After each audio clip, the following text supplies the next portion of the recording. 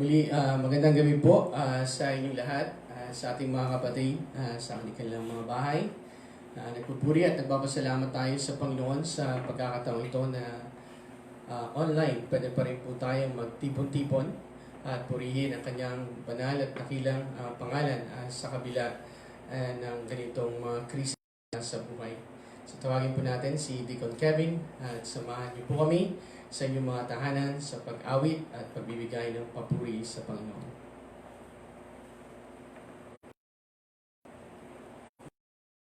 Bitin, hymn number 105 sa ating pong mga himnaring Kristiyano. O kay tamis ng naka Jesus, Blessed Assurance. Awitin mo natin ang first and final stanza, hymn number 105.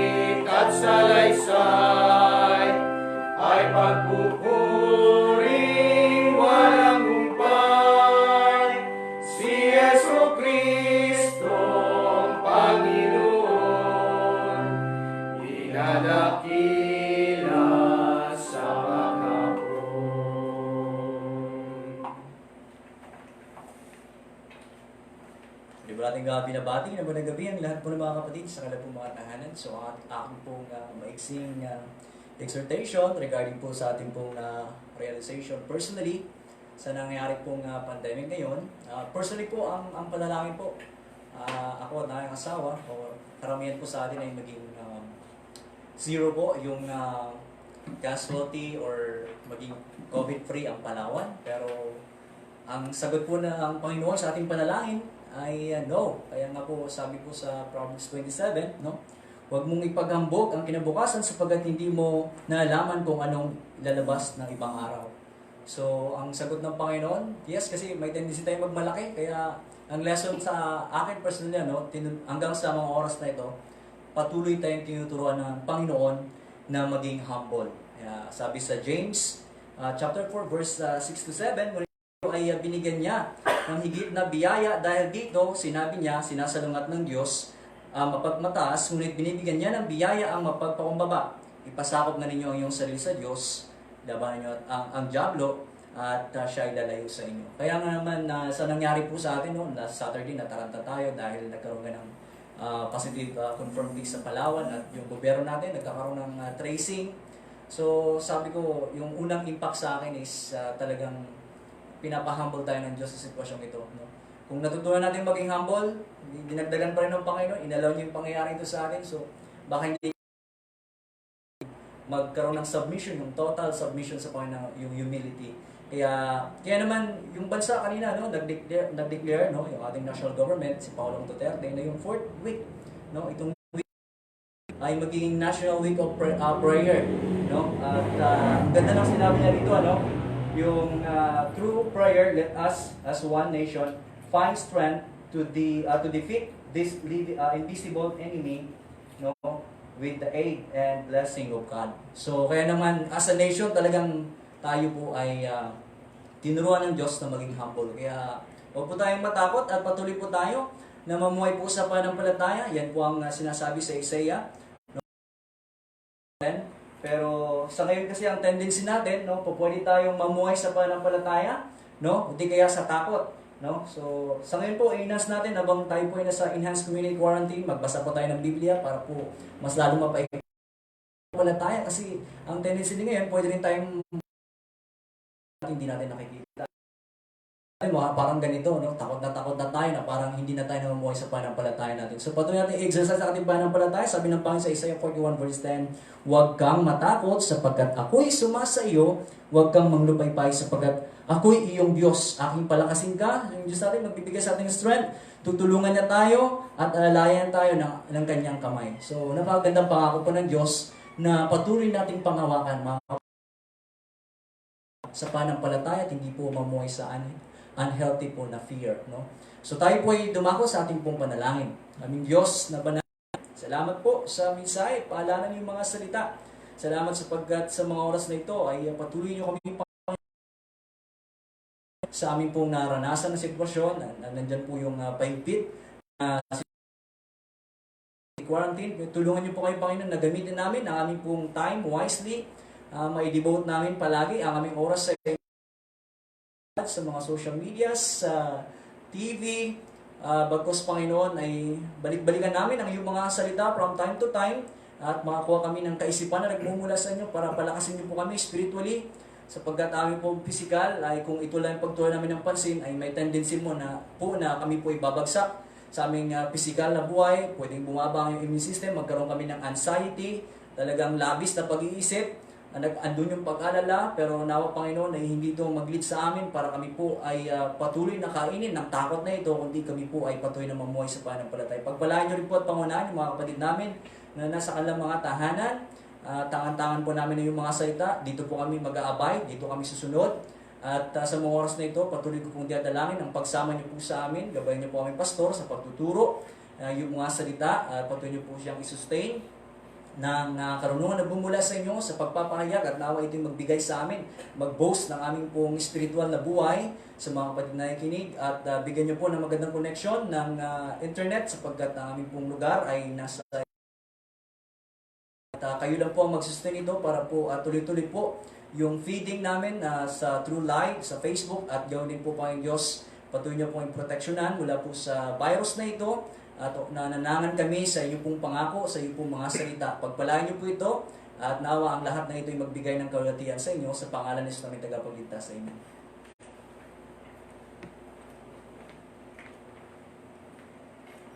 Para po sa ating scripture reading, sa inyo po ang inyong mga Biblia sa inyong mga tahanan sa aklat po ng mga awit.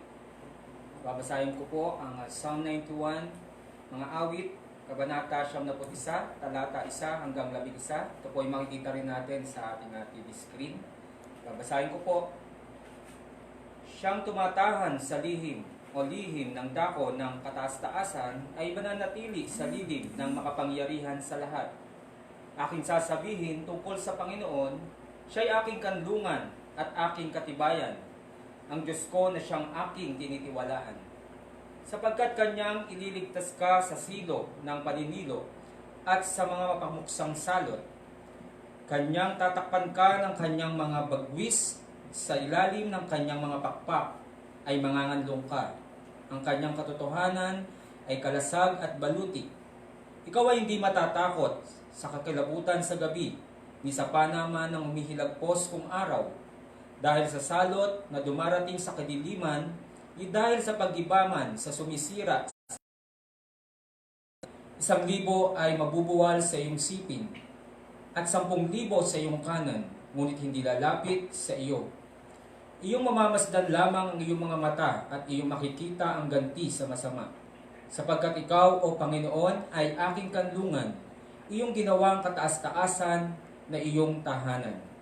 Walang kasamaang mangyayari sa iyo, ni anumang salot ay lalapit sa iyong tolda, sapagkat siya'y magbibilin sa kanyang mga anghel tungkol sa iyo upang ingatan ka sa lahat ng iyong mga lakad. Pagpalain po ang pagkabasa ng salita ng Diyos.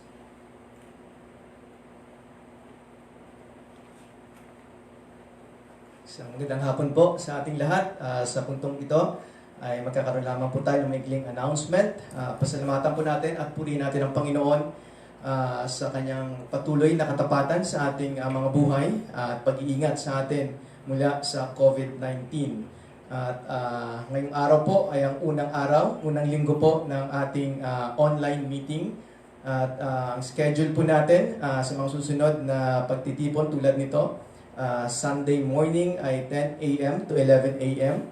And sa gabi po ay 7 p.m. to 8 p.m. At sa Wednesday prayer meeting po natin, ganito rin po yung setup, 7 p.m. and 8 p.m. din po hanggang 8 p.m. So yun po ang ating mga schedules ng services na ganito. So pag-pray po natin na sana ay hindi po talaga siya yung crisis hindi mag-escalate para yung setup po na ganito ay patuloy na ating ma-experience. So ginagawa po ng paraan ng pamunuan ng Brooksman Bible Church na yung setup ay parang talagang services pa rin po siya every meeting. At announcement po sa lahat ng mga adults, wala po, cancel po yung inyong camp na supposed to be gaganapin nyo sa last week ng April. So cancel po ito. At yung anniversary po ng mga kapatid natin sa Sarong na dapat ay sa April 5 ay postpone. So hindi po cancel, postpone. So antabay na lang po tayo sa mga susunod na announcement kung kailan po marireschedule ang anniversary po ng mga kapatid natin sa Puerto. Pag-pray po natin na sana ang pagkakataong ito ay maging opportunity sa mga mananampalataya na makapag-share po ng gospel sa ating mga mahal sa buhay, mga kaibigan, at pagkakataon sa mga believers na talagang magkaroon ng intimate na relasyon sa Panginoon. And pag-pray po natin sa linggong ito, ang ating church members of the week, si Pastor Roniel, kasama po si Teacher Dali Pitugo, at ganoon din po si kapatid na Jonah May Serna. At nagsa-celebrate po ng birthday ngayon si Ate Shirley Kagampang. Alam ko pati si Sister Jacqueline de la Cruz, Jack de la Cruz, at pati si Marcos sa Puerto. Celebrate siya. Nakakatawa dahil yung pamilya nila Jojo, kapatid na Jojo Militar ay talagang nakabarong pa sila habang uma-attend dito sa service na to. So, shout out. At bukas po magse-celebrate ng Dumagan at sa March 28 magse-celebrate po ng birthday si Pastor Francis Dumagan. Yun lang po ating announcement at magandang hapon po muli sa ating lahat. Tayo po ay muling umawit bago po tayo dumako sa pag-aaral ng salita ng Diyos. At sa mga nandito, hymn number 157 at sa kanilang mga tahanan, ito po ay nasa ating monitor. Hymn number 157, O Jesus, ilapit mo ako. Awitin mo natin ang first and final stanza.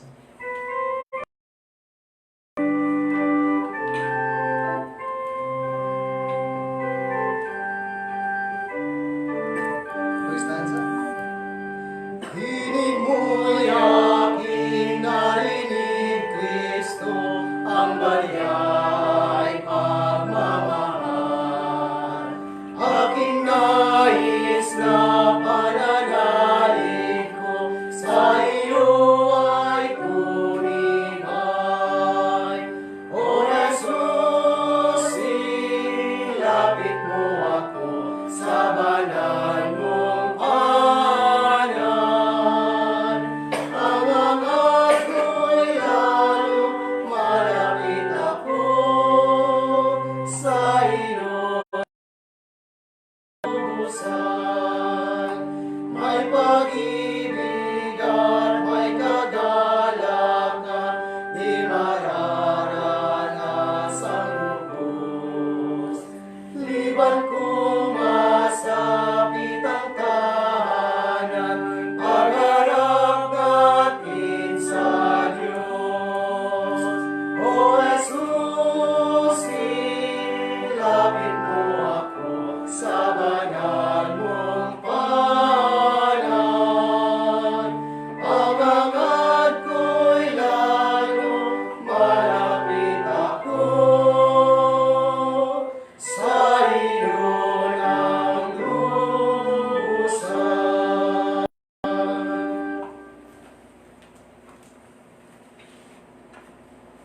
Muli, magandang gabi po sa inyong lahat. At pinupuri natin ang Panginoon sa muling pagkakataon ito na tayo ma-encourage ng kanyang mga salita. At layon po namin na kayo ay sa pamagitan ng panalangin at sa pamagitan ng kanyang mga salita. At ito po ay responsibilidad ng bawat mananampalataya, lalo tigit sa mga tagpong ganito.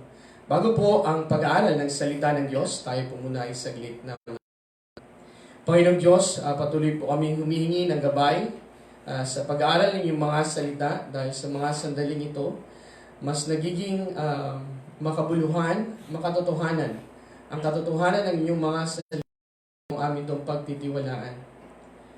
Amin pong hinihiling, nabigyan niyo po kami ng makalangit na karunungan, kaalaman, kapangyarihan na nagmumula sa inyo. At hayaan po ang banal na Espiritu ang siyang patuloy na kumilos sa aming mga nagagulumihan ng puso.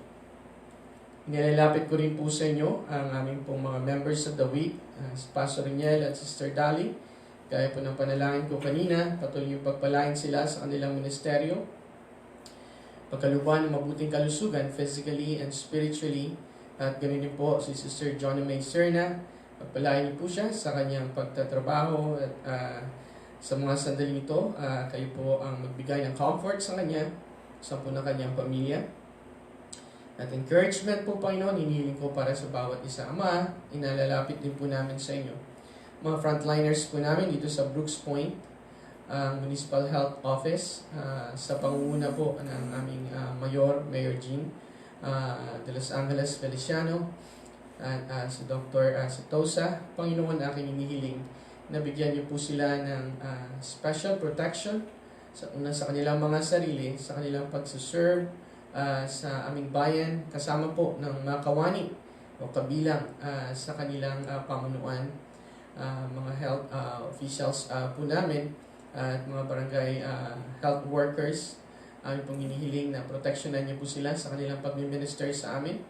Kasama po dito, Ama, ang mga hospitals dito po sa Brooks Point, ang Sagrado General Hospital, Alonso General Hospital, ang Beraka Hospital, at ganoon din po, Panginoon, ang Provincial Hospital namin dito sa Brooks Point. Aming hinihiling, Ama, na proteksyonan niyo po ang aming mga doktor, mga nurses, mga health workers. Aming hinihiling, Ama, na lukuban niyo sila ng mga pangyarihan dugo ng aming Panginoong Jesus. Nang sa ganun, Panginoon, sila ay patuloy na mga paglingkod sa aming bayan na may maayos na health, at ilayo niyo po sila, Ama, sa mga viruses. Ito rin panalangin namin sa bawat mananampalataya, at aming hinihiling, Panginoon, ang pangunan niyo rin sa aming governor, sa aming presidente, sa pagbibigay lunas sa sitwasyon na aming kinaharap. Bagamat ito po ay hindi biro, nananampalataya kami, Ama, sa inyong kapangyarihan. At nawa ma-accomplish po ninyo ang inyong purpose para sa inyong kaluwalhatian. Ang patuloy namin hihilingan yung protection. Samahan niyo po kami, Panginoon, sa pag-aaral ng aming Biblia. Niyo po ang mga ng kanilang birthday. At nawa marami pang mga birthdays ang ipagkaloob niyo po sa kanila. Muli, pinagkakatiwala namin sa inyong lahat sa matamis na pangalan ni Jesus. Amen. So, bubuksan po natin ang ating mga Biblia sa Psalm 91 verses 1 and 2. Psalm 91 verses 1 and 2. Nag-research po ako patungkol sa the safest place in the world.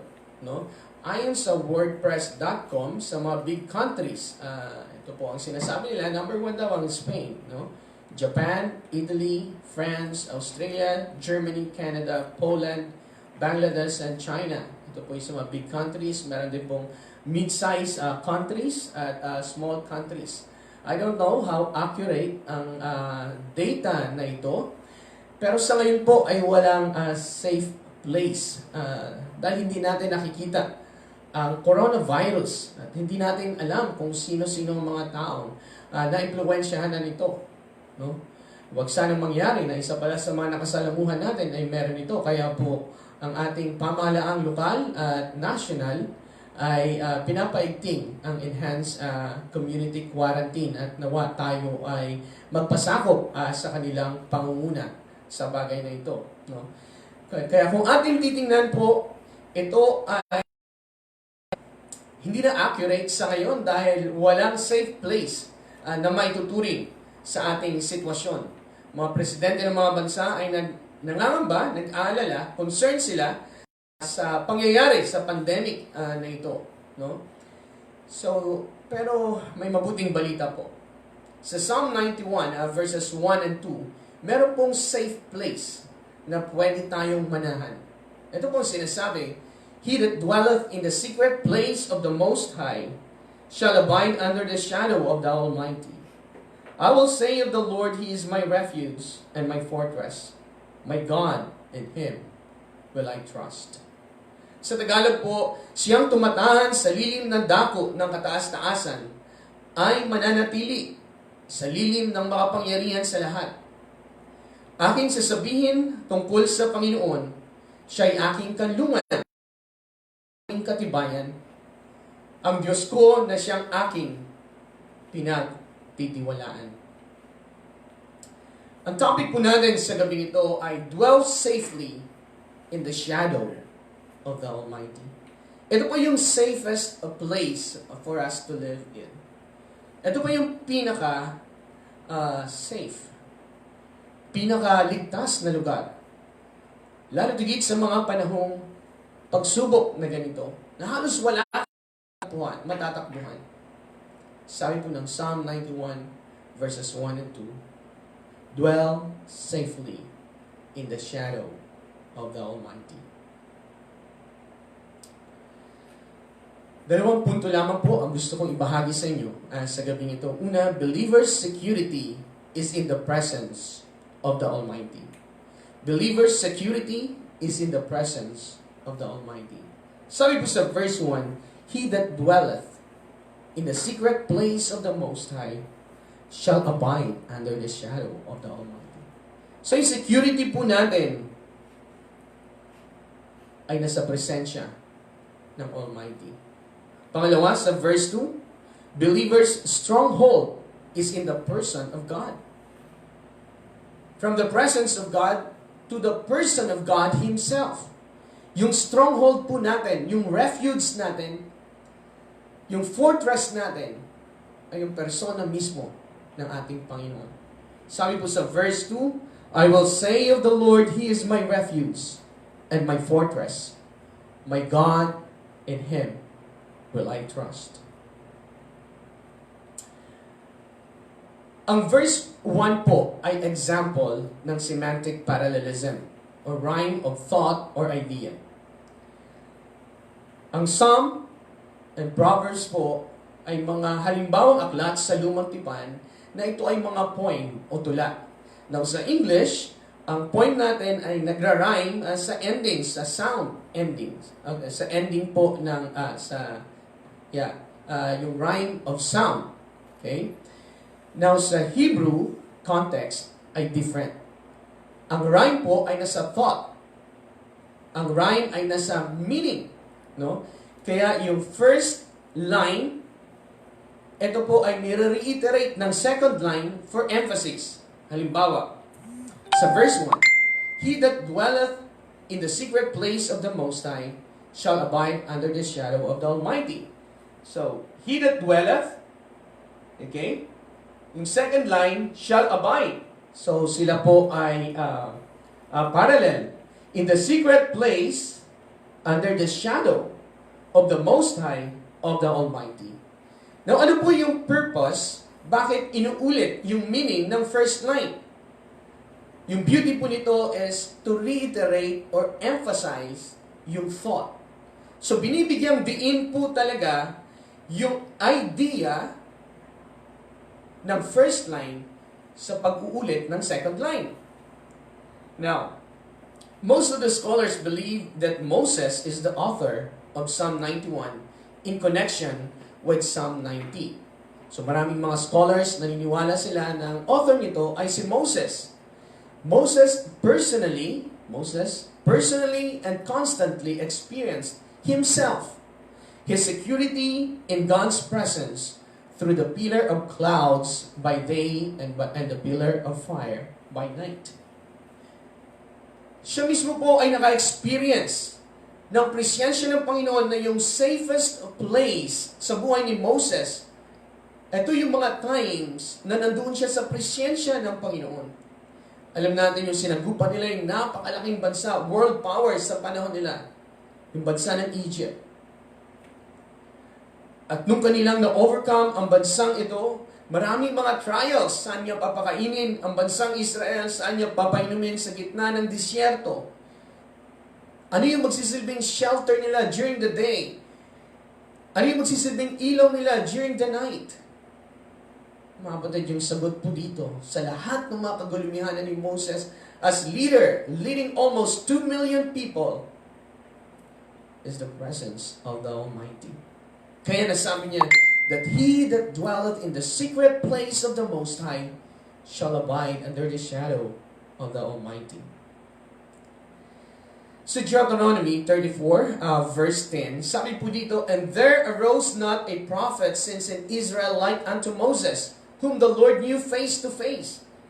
So si Moses ay nagkaroon siya ng face-to-face encounter with God.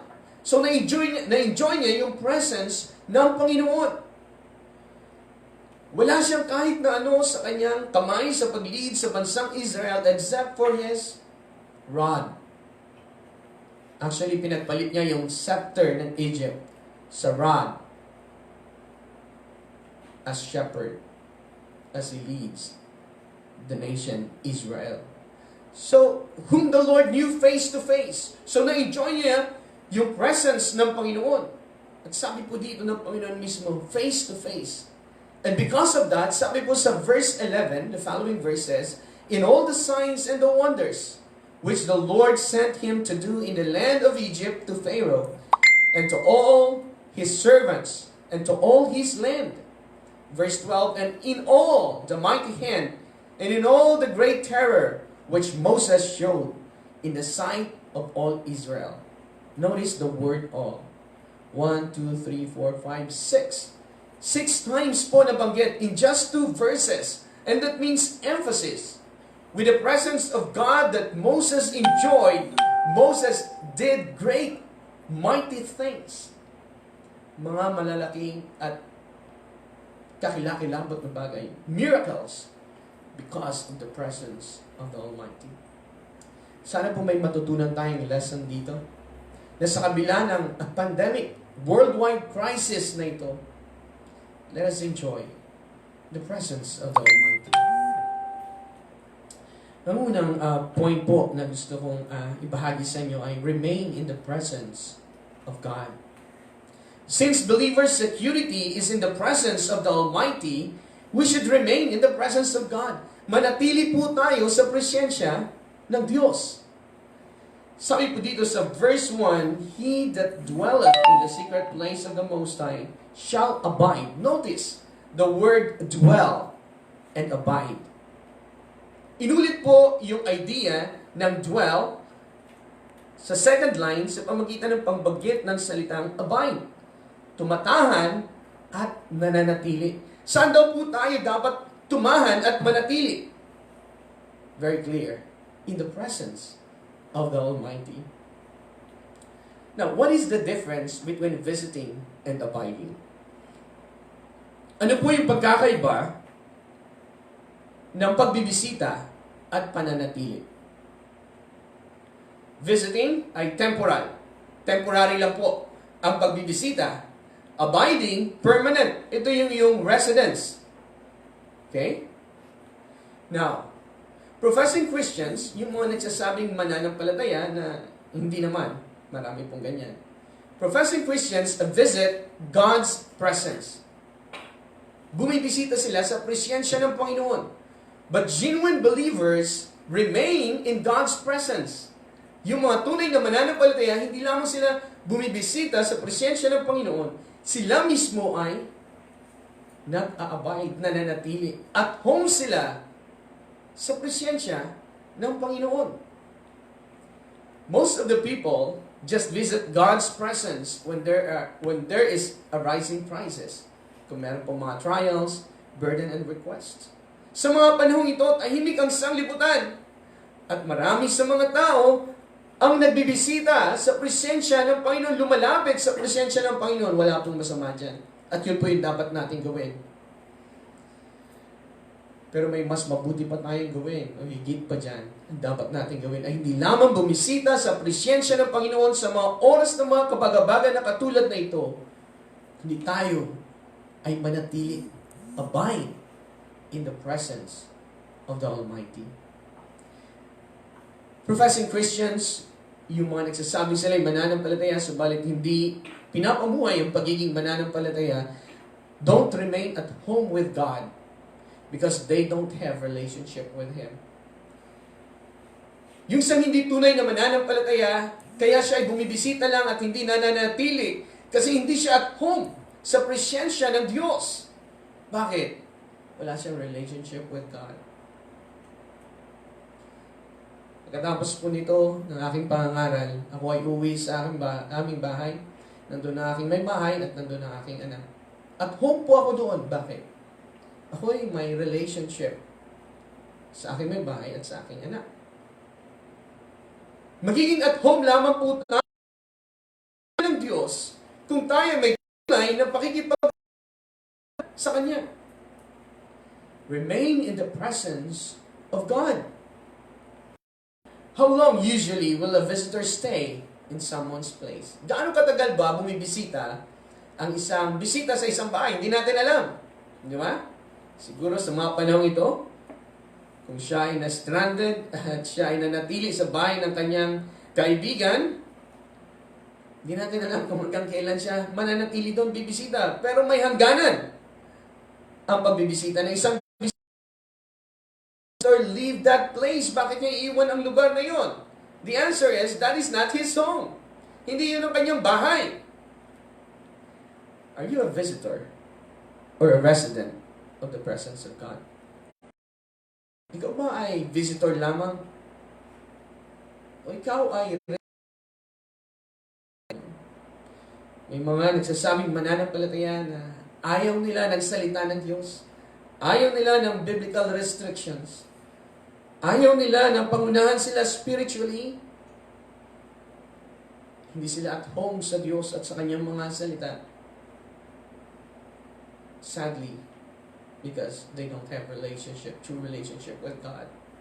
Sana po hindi po tayo mga visitors ng presensya ng Panginoon, kundi tayo ay mga residents sa presensya ng Panginoon.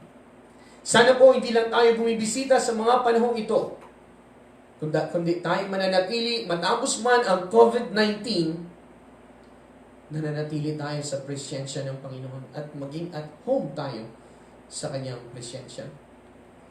Trials and temptations are determining factors whether a professing Christian will stay in the presence of God as a proof of his genuine faith in the Lord or not. Ito po nga na nararanasan natin mga pagsubok sa buhay, ito po ay litmus test. Kung tayo ay tunay na mananampalataya. Kasi kadalasan, kapag ang isang hindi mananampalataya, ay nade-discourage at siya ay lumalayo na sa presensya ng Panginoon. Kapag may mga matitinding pagsubok sa buhay. Naalala po ninyo, yung the parable of the sower, merong isang farmer, meron siyang pare-parehong seed. Ang problema lang ay iba-iba yung lupa na kanyang nasikan. Meron sa daan, meron sa rocky places, sa mabato, meron sa matinik, at meron sa good soil. Sa daan, kinain ito ng ibon, at syempre, hindi na po ito nabuhay. At sa rocky place, ito ay quickly. Nabuhay siya sa maikling panahon, subalit ito po ay namatay rin. Sa thorns, no? Sa mga tinikan, wala talagang na-choke siya ng sabihin talagang nasakal siya ng mga tinik. Pero yung sa good soil, siya po ay namunga. 30, 60, so on and so forth. So ano po ang punto nito? Ang sabi ni Jesus Christ, yung mga nasa tabi ng daan, kinuha at nahasik ang salita sa kanilang mga puso, subalit walang bunga. So merong mga tao na nakikinig salita ng Diyos, pero hindi talaga namumunga o nag-ugat ang salita ng Diyos sa kanilang buhay. Yung sa mga mabato naman, dahil walang ugat sa kanilang sarili, ang mga ito ay pansamantalang nanatili. Ito yung parang, nung ma-receive nila yung Word of God, tinanggap nila, nanatili, pero nawala rin. Dahil sa mga at pag-usig. Nung inusig na sila sa kanilang pananampalataya, sila ay natisod na. Hindi po tunay na mananampalataya rin. Mga bini na nasa dawat, nasa tinikan, ay yung mga pahirap ng salibutang ito, pagsusumakit sa kapanahunan ito, mga pandarayan ng kayamanan, no? Makalayawan at mahigpit na paghangad sa ibang mga bagay na pumasok sa kanila, ang mga ito ay sumiksik sa salita na hindi pagbubunga. Nakakalungkot po, ano? May mga tao raw na tinanggap ang salita ng sa mabinhing nasik sa dawagan, sa tinikan. Dahil yung desire nila for pleasure, yung desire nila to be great, yung desire nila na makamit ang mga bagay sa sanglibutang ito na hindi naman masama, pero yung desire na yun ay masigit sa presence of the Almighty, yung salita ng Diyos ay parang napuluputan, kaya hindi po nagkaroon ng ugat. Nakakalungkot ang mga ganun tagpo. Pinagpapalit nila yung Diyos sa mga earthly things. Sila raw po ay hindi mananampalataya, sabi ng Panginoon. Subalit may mabuting balita, mayroong mga tao na katulad ng nahasikan sa matabang lupa, sila ay namunga ng isa, yung isa 30, ang isa ay 60, at higit pa riyan. So mga kapatid, itong mga nangyayaring mga pagsubok sa buhay, lahat tayo ay dumaraan. Financially, physically, emotionally, spiritually, lahat tayo dumaraan. So dito nasusubukan kung sino talaga ang tunay na mananampalataya. Dahil ang tunay na mananampalataya sa kabila ng mga ganitong pagkakataon, siya pa rin ay namumunga. Matapat na naglilingkod sa Diyos, masayang naglilingkod sa Diyos. Pangalawa, hindi lamang to remain in the presence of God, but to rely on the presence of God. Somewhat similar, no? Rely. Pagtitiwala. Ito lang yung ating pagtitiwala. Pagtiwalaan. Yung presensya ng Diyos. Inabi ko po sa akin po, post as a Facebook. Sabi ko, there's only, the only certain in this world is change. Kung merong sigurado dito sa sanglibutang ito, ito yung pagbabago. Talagang sigurado yung mga pagbabago sa sanglibutang ito. Walang permanente, walang certain sa sanglibutang ito. Isipin mo yung mga stocks bumabagsak just because of a single dot virus. A virus, hindi pa na nakita ng ating mga mata. Kaya sabi ng Panginoon, huwag tayong mag-ipon ng ating kayamanan sa sanglibutang ito, where wrath and moss doth corrupt, na kinakalawang, na nasisira, na ninanakaw, but lay up treasures in heaven, na hindi masisira, hindi amagin, hindi kakalawangin, hindi nanakawin. At kung tayo ay nagre-rely sa presensya ng yung aasamin natin. Sabi diyan sa ating binasa sa verse 1, in the secret place, lihim na dako. At sa pangalawang line, sinabi diyan, under the shadow. Tawag po natin diyan sa Tagalog ay lilim.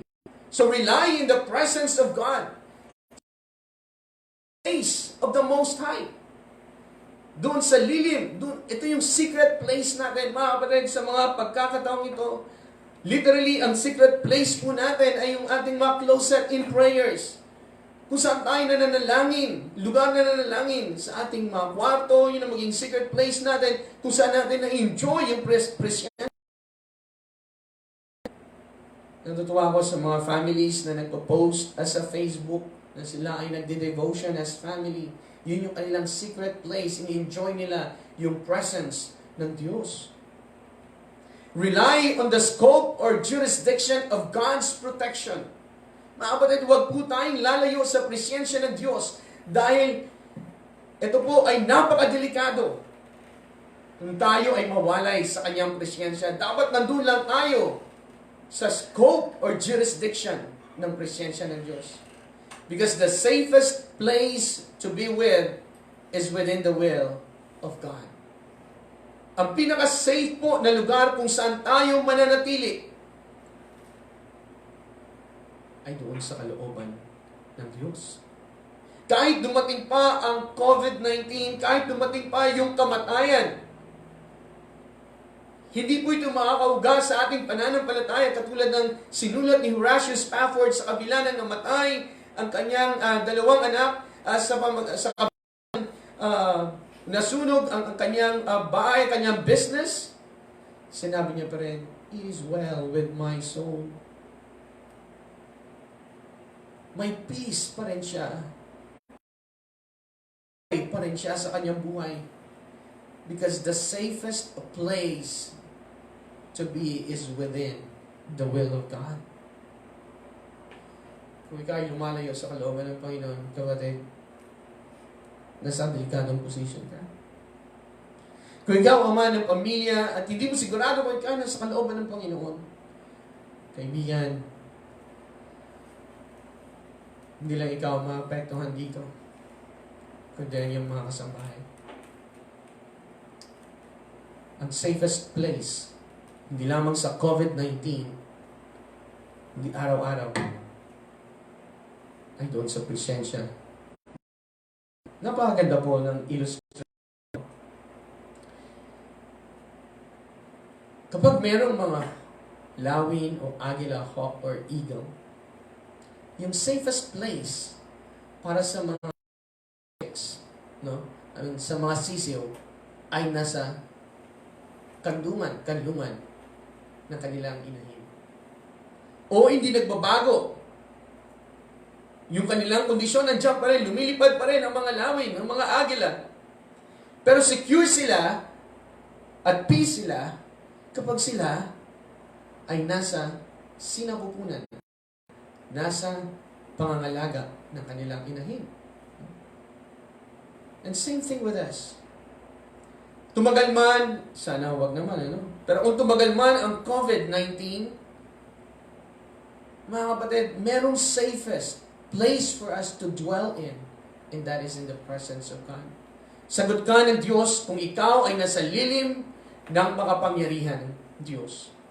Kaya po sa verse 1 sabi, siyang tumataan sa lihim na dako ng kataas-taasan ay mananatili sa lilim ng makapangyarihan sa lahat. Notice yung underlined phrase and word. Lihim na dako. Lilim ng makapangyarihan. Stay po tayo in the presence of the Almighty. Remain and rely in the presence of God. Even in the life hereafter, where is the safest place to be with? Kahit na po tayo pumanaw sa sanglibutan ito, saan yung pinaka-safe to dwell in? Of course, in the presence of God. Sa presensya ng Diyos. Not outside the presence of God. Kung ikaw ay lumalayo sa presensya ng Diyos, kung walang puwang ang salita ng Diyos sa buhay mo, ang panalangin, ang pakipagrelasyon sa Diyos, kung ito ay boring or corny sa buhay mo, kaibigan, ikaw ay nasa delikadong lugar. At kapag ikaw ay pumanaw sa sanglibutang ito, don't expect that you will be in the presence of God. You'll be spending your eternity outside the presence of God, and that is in hell. Sabi ni David sa Psalm 23 verse 6, surely goodness and mercy shall follow me all the days of my life, and I shall dwell in the house of the Lord forever. While here on earth, hindi man perfect si David katulad natin, pero na-enjoy niya yung presence ng Diyos. At ito yung kanyang inaasam-asam. Surely goodness and mercy shall follow me all the days of my life. At ang pinaka-asam-asam ni David, ang pinaka-pangarap niya sa buhay, and I shall dwell in the house of the Lord forever. Ang patunay ng isang nagsasabing mananampalataya na nananahan sa bahay ng Panginoon magpapangit ay ang kanyang pananatili sa presensya ng Panginoon dito sa lupa. Bakit? Dahil siya ay at home sa presensya ng Diyos. Alam niyo po, ang isang tunay na mananampalataya, dito pa lang sa lupa, na-enjoy niya yung presence ng Panginoon. At home siya sa presence ng Panginoon. Kaya masasabi niya, I shall dwell in the house of the Lord forever. Mananatili ako sa bahay ng aking Ama magpakailanman. So ironic, kung tayo ay hindi nagdedwell, lumalayo tayo sa presensya ng Diyos, at pagkatapos sasabihin nila, sa langit ako pupunta. Ironic po yan. Dahil kung sa langit ka, mag-spend ang iyong eternity, dito pa lang, na-enjoy mo na at nag-stay ka sa presensya ng Diyos. Panghuli, sa ating first point, realize the supremacy of God. Bakit tayo magre-remain in the presence of God? Bakit tayo magre-rely sa presensya ng Diyos? Because we realize the supremacy of God. Naintindihan natin, naunawaan natin that God is supreme, makapangyarihan sa lahat. Powerful, sovereign. Sabi po sa ating teksto, sa verse 1, siyang tumataan sa ako, nino, ng kataas-taasan. Inulit po ito sa second line, ay mananatili sa lihim ng makapangyarihan sa lahat. Ng mga awit ni Moses, ang Diyos sa talatang ito. Kataas-taasan. Makapangyarihan sa lahat. So, pinakamataas ay ang Diyos. Pinakamakapangyarihan sa lahat ay ang Diyos. No wonder, this is the safest place to dwell in, to live in. Wala man tayong lahat dito sa sanglibutan. Pero kung tayo nananahan sa presensya ng Panginoon, meron tayong lahat sa Kanya. Our sufficiency is in Him. Nandun ang ating kapayapaan sa kabila ng pandemic. Nandun ang ating kaligayahan sa Diyos. Nandun ang ating kasapatan. Nandoon may comfort tayo sa ating Panginoon. Bakit? Capable po ba siya na ipagtanggol tayo? Yes, because siya yung Most High. Siya yung Almighty. And very logical for us to dwell in His presence. Alam ba ng mga tao na ang Diyos ang pinakamataas at makapangyarihan sa lahat? Alam to ng tao. Nararanasan ba ng tao o ng mga tao na ang Diyos ang pinakamataas at pinakamakapangyarihan sa lahat? Kadalasan hindi. Bakit? Walang relationship o reliance sa Diyos. Pwede pong mag-create ng depression. Ang sitwasyon na ito sa buhay ng tao. Pero kung tayo may tunay na reliance sa Panginoon, kalma lang. Dahil alam natin, sagot tayo ng makapangyarihan sa lahat. Realize the supremacy of God. He is the Most High God. He that dwelleth in the secret place of the Most High, at hindi lamang yun. Siya ay Almighty God. Makapangyarihan sa lahat. Size virus ay control niya. Napakahirap sa isang war na hindi mo makita ang iyong kalaban. Kaya sa gabi, advantageous sa mga tao na sa gyera, yung merong night vision. Hirap kalabanin yung war against COVID-19. Kasi hindi natin nakikita. Hindi natin alam kung sino na yung carrier sa Pilipinas, sa mundo, ng COVID-19. Pero alam po ninyo, the best way to combat or to fight your unseen enemy is just to close your eyes. Yung best weapon po natin para kalabanin yung hindi natin nakikitang kalaban ay ipikit lamang natin ang ating mga mata at manalangin tayo sa Most High God, sa Almighty God. Realize the supremacy of God. Si Moses, nung siya ay isang shepherd na humarap sa isang napakamapangyarihang tao sa time niya, na-overcome niya ito dahil sa kanyang pananampalataya sa Most High God, sa Almighty God. Kaya sabi sa Hebrews 11:23, sa pamagitan ng pananampalataya, si Moses, okay, ito yung kanyang mga decisions. Verse 24, sa pamagitan ng pananampalataya, si Moses nang siya'y lumaki, ay tumangging tawaging anak ng babae ni Paraon. Pinili niya magbata ng kahirapan kasama mga tao ng Diyos, kaysa magtamasa ng panandaliang kaligayahang dulot ng kasalanan. Itinuring niya ang kahiyan ng Mesiyas ay higit na malaking kayamanan kaysa maangkin niya ang mga mahalagang bagay at kayamanan sa ito, sapagkat nakatuon ang kanyang mga mata sa ganimbalang darating. Isinantabi ni Moses ang kanyang mga earthly desires dahil na-enjoy niya yung presence ng Panginoon because of, he did it because of faith. And because of faith, na-overcome niya ang isang napakamakapangyarihang bansa. Si Moses ay nanatili sa presensya, kalooban ng Panginoon, kapalit ng pinakamataas na posisyon sa mundo, pinakasikat, pinakamayaman, comfortable place sa mundo. Ang presensya, kalooban ng Diyos, ang kanyang seguridad sa buhay. Kaya, personal niyang naranasan ang Psalm 91, verse 1.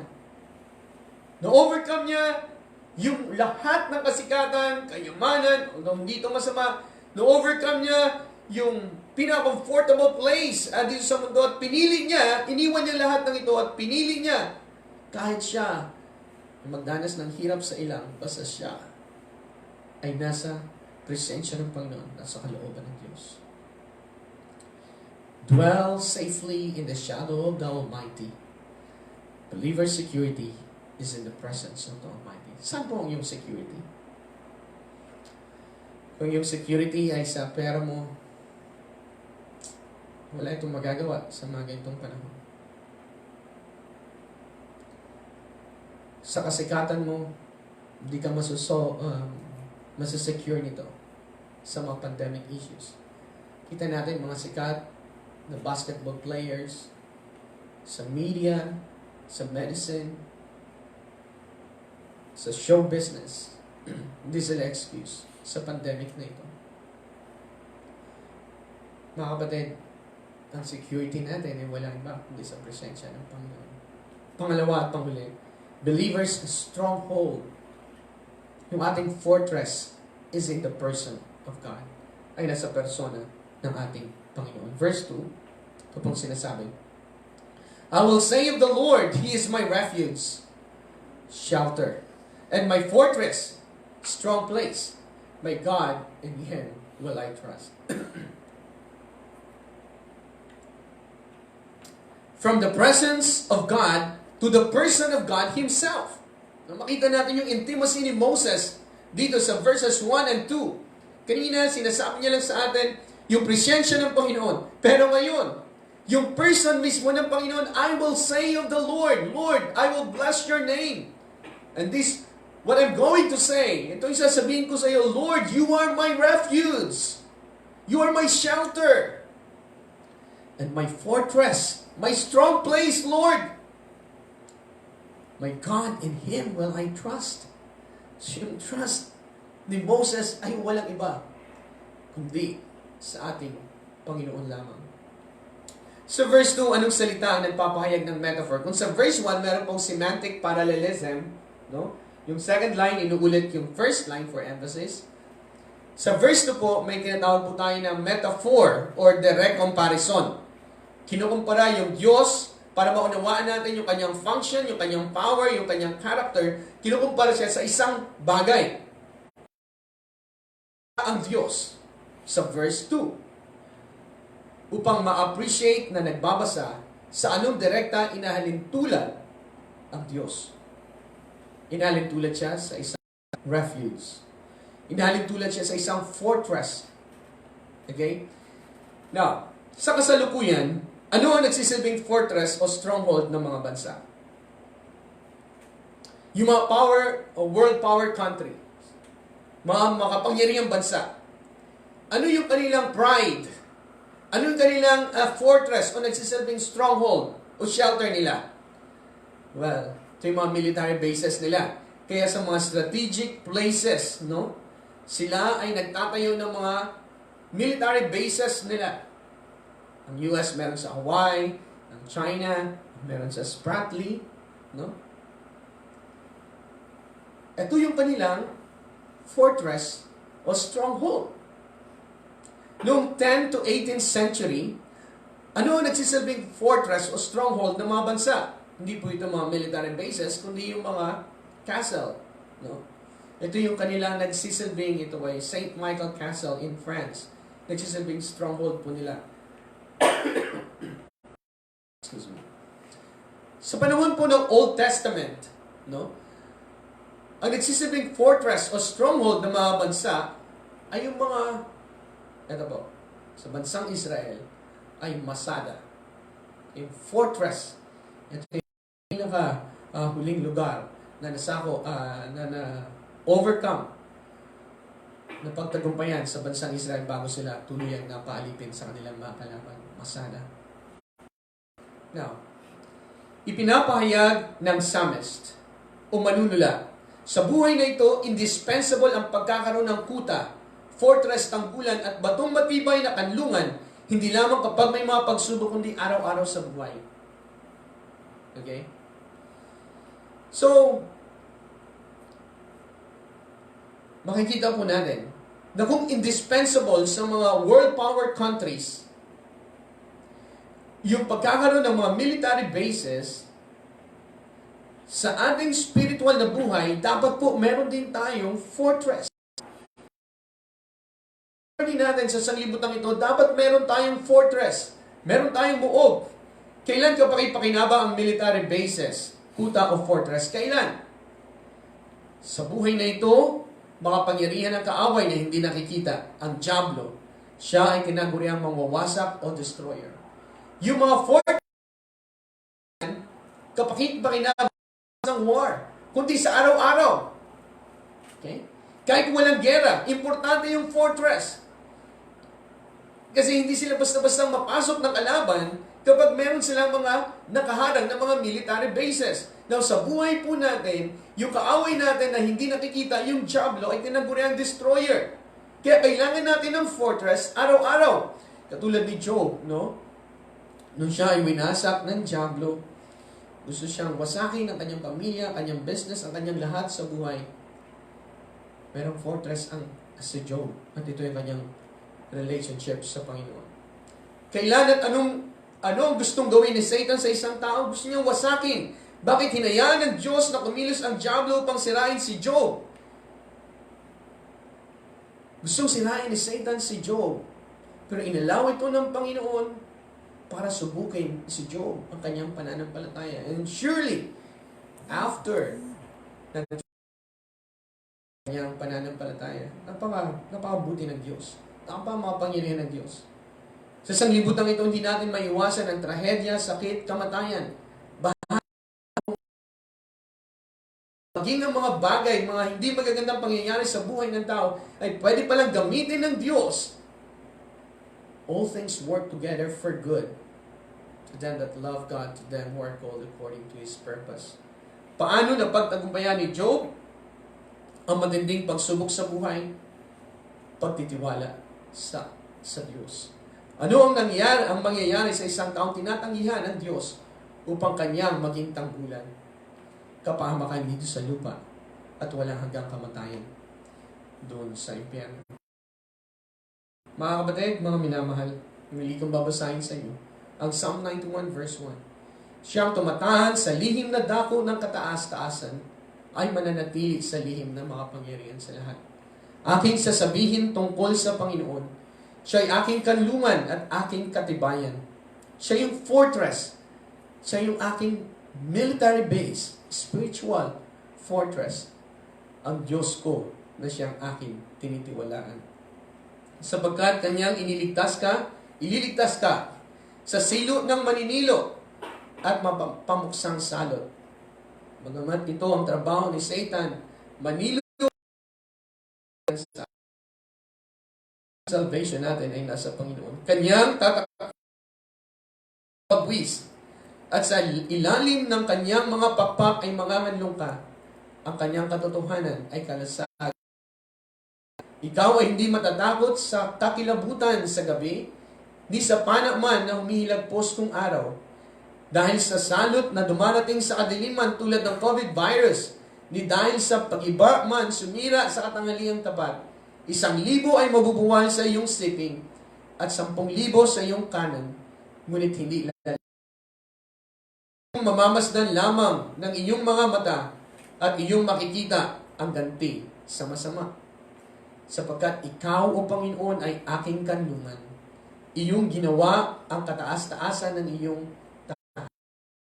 Walang kasamaang mangyayari sa iyo, ni anumang salot ay lalapat sa iyong tolda, sapagkat siya ay magbibilin sa kanyang mga anghel tungkol sa iyo upang ingatan ka sa lahat ng iyong mga lakad.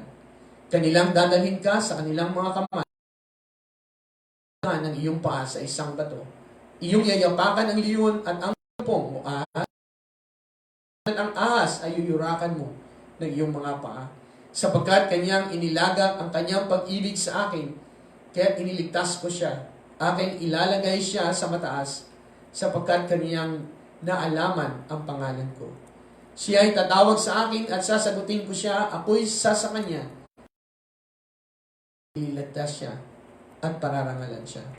Aking bubusugin siya ng mahabang buhay at ipapakita ko sa kanya ang aking pagliligtas.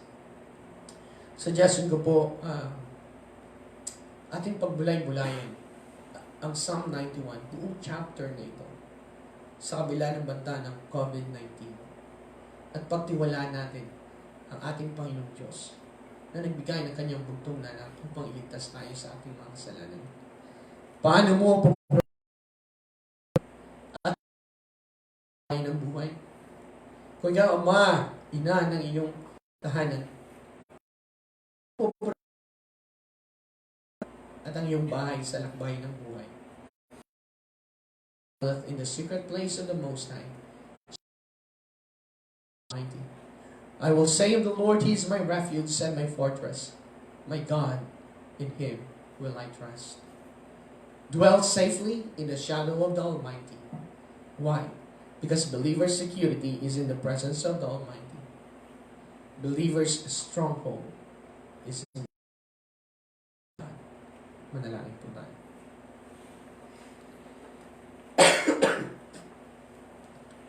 Panginoong Diyos, hindi lamang po ito ang isang tula.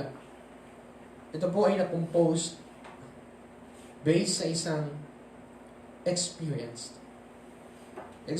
ni Moses sa kanyang pagdidwell sa inyong presence. Lord, there's no safe place right now in this world. In this world, we have tribulation, but in the Lord, we have peace. Panginoon, tulungan niyo po ang bawat isa na hindi maging visitor ng iyong place, ng iyong presence, kundi dwellers, residents, inhabitants, presence, inyong kalooban,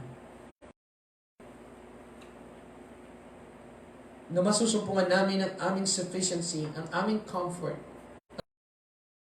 ang aming joy sa presensya niyo lamang. O Diyos, aking hinihiling,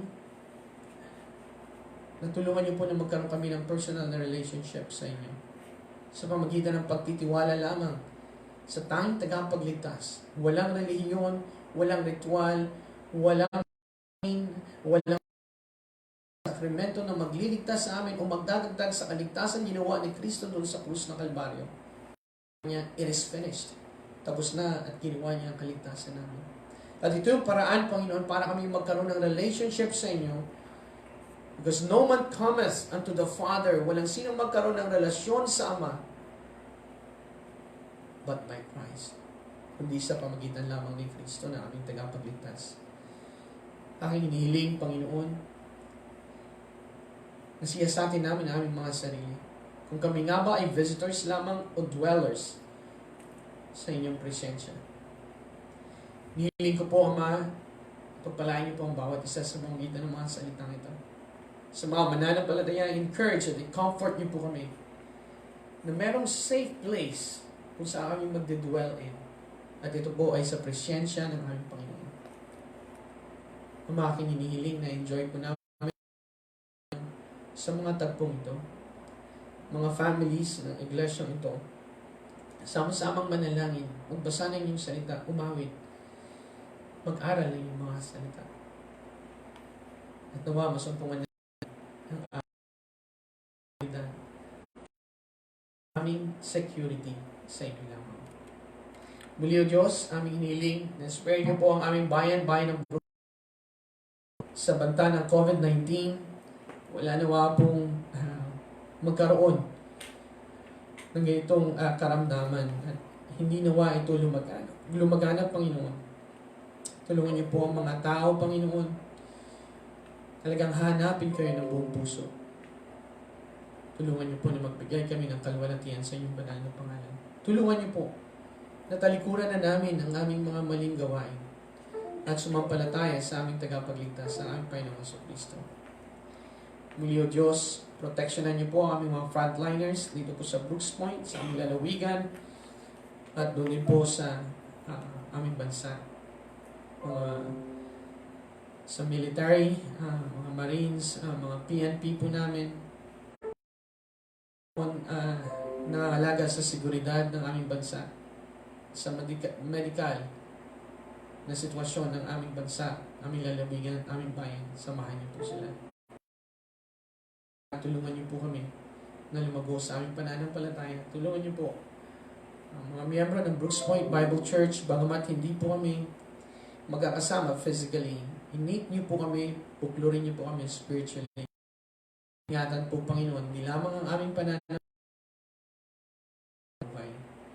Bigyan niyo po kami ng kapayapaan sa kabila ng kagulimanan, tunay na kaligayahan sa kabila ng kalungkutan, kasapatan sa kabila ng kakulangan, kaaliwan sa kabila ng mga peligro sa buhay. Muli, binabalik namin ang papuri at pasasalamat sa inyo sa matamis na pangalan ni Jesus. Amen.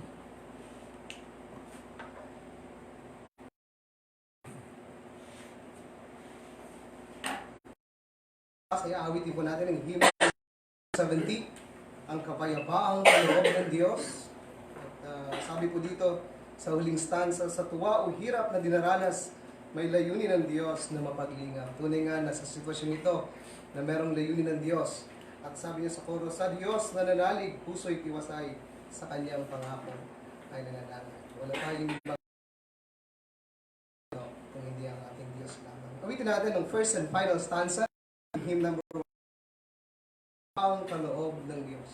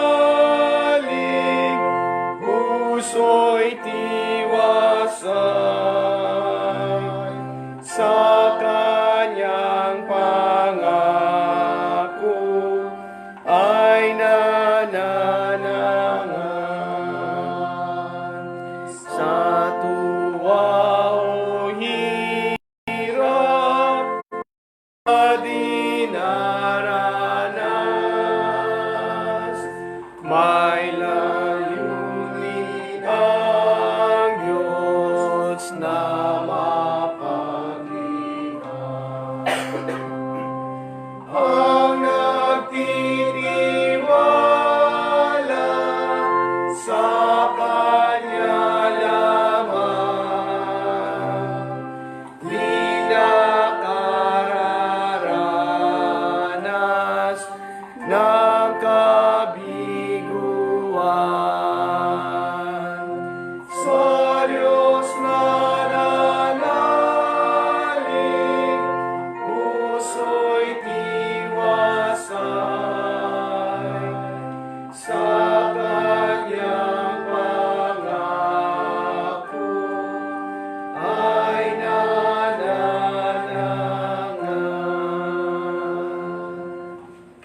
po na lahat na nandito ay tumayo at tayo po ay manalangin. O Diyos, amin pong kinikilala ang aming kahinaan, Panginoon. O Diyos, ang bilaan ng mga sitwasyong ito. Ang security namin ay sa inyo. Dalangin namin sa inyo, O Diyos, na inyo pong bigyang habag ang bawat isa. Ang aming bansa, ang aming bayan. Dalangin namin sa inyo, O Diyos, na kumilos po kayo sa mga sitwasyon ito. At patuloy na makita ng bawat isa, mga mananampalataya at hindi mananampalataya, O Diyos, kung sino ka bilang Panginoon, kung sino ka bilang refuge, at kung sino ka na nasa iyo ang seguridad. O Diyos, aming dalangin sa inyo, patulungan niyo po kami, Panginoon. Sa mga sitwasyon ito, manangan at manalig sa inyo ng lubos. Ikakatiwala namin sa inyo, Ama, ang mga taong wala pang relasyon sa inyo. Gamitin niyo po ang sitwasyon ito upang nang sa gayon, sila ay magkaroon ng kapanatagan din at ng kapahingahan din na magbumulan lamang sa inyo, O Diyos. Hiling namin ang pagpapala sa buong isang linggo ito. Dalangin namin sa inyo ang lahat ng mga mananampalataya at maging mga hindi mananampalataya.